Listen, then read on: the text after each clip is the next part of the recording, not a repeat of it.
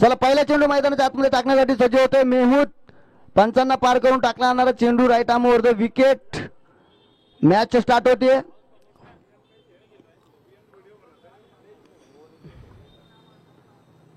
पहिल्या चेंडूवरती प्रहार आला तसा चेंडू मैदानाच्या बाहेर 6 धावांसाठी घणाघाती उत्तुंग लांबच लांब पंकज गाडगेच्या बॅटिंग मध्ये हा A1 क्वालिटीचा ब्रँडेड षटकार.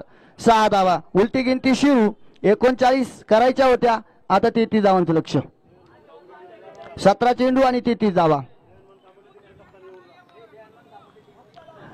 जय हनुमान कामोटे संघाचा कॅप्टन.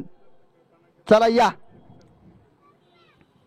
आता मेहमूद कडे प्रश्न असणारे लगातारच्या 2 चेंडूवरती 2 षटकार पाहायला मिळत आहेत.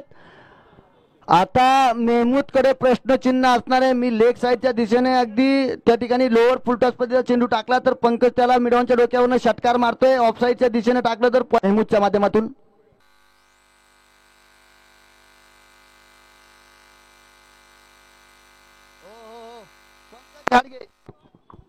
पंकज घाडगे सुरेख फटका पाहायला मिळतो. या षटकातील तिसरा षटकार.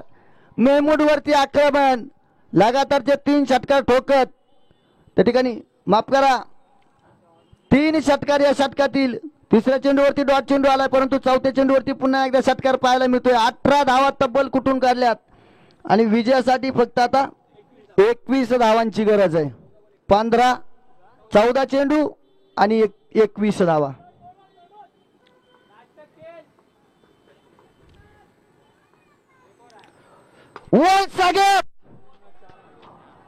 काय फटकेबाजी पाहायला मिळते मित्रांनो. ज्याच्या हातात विश्वासाने तुळशी वृंदावनाच्या बागेत गांजाचं झाड उगवलं र.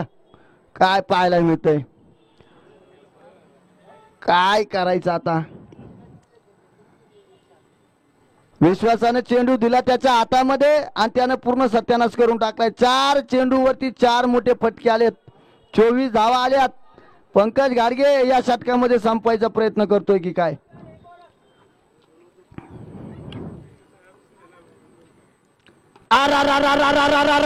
बेकार.